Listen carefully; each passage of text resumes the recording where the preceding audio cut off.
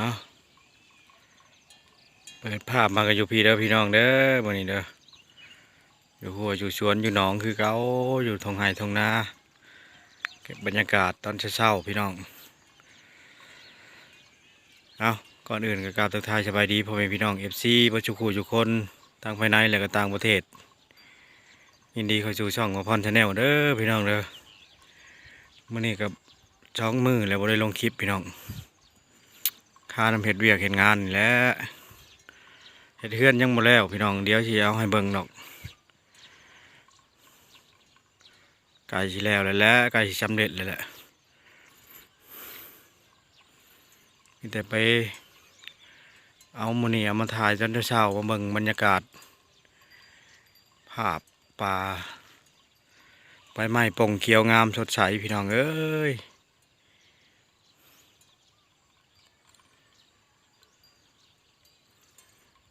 ก่อนอื่นก็กราบขอโทษขออภัยเด้อพี่น้องเด้อ FC ปัจจุบันทุกคนผู้ติดตามรับชม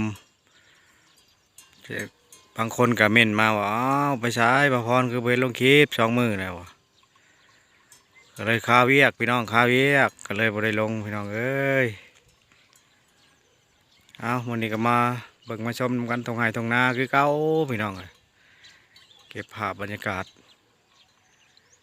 ยามเช้า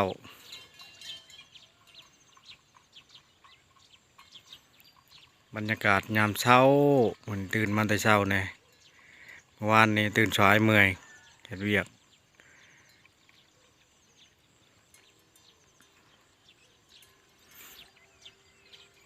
วันนี้เชียวลงให้พี่น้องเบิ่งเด้อพี่น้องเด้อเฮือนชาลานแป้งตัวบ่พรเพชรก็มีแนวใดก็อดเบิ่งอดชมอดติดตามกดติดตามให้เด้อพี่น้องเด้ออย่าพาแต่เรือนผ่านหลายกดไลค์กดแชร์ให้แน่มาตอนเช้ามีเสียงนกเสียงหนู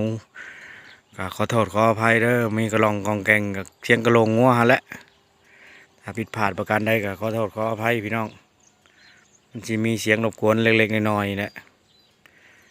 ยามเช้าบริษัทไม้ได้นี่เสียงสดเลยบริษัทไม้มาพี่น้อง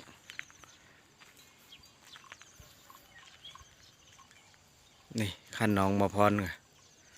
คอมเมนต์มันเอาฝนตกมาลองมึงดูฝนกับวชิมามื้อนั้นมื้อนี้ก็เจ้าข่าวก็ยังบ่ฮอดเฮาอยู่มีแต่ฮอดยินข่าวว่า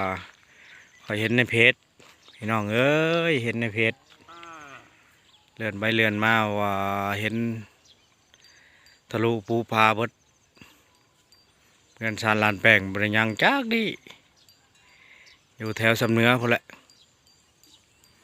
มาพังแล้วก็ขึ้นสงสารขึ้นอีตนพี่น้องเลย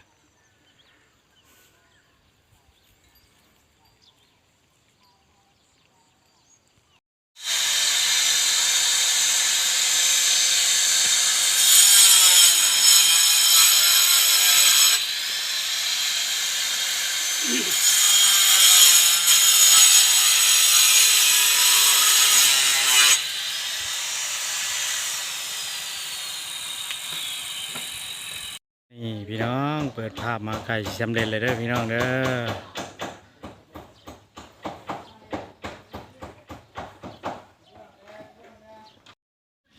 ปาตัวได้เลยได้พี่น้องเอ้ยหมือนีมานเลยได้เลย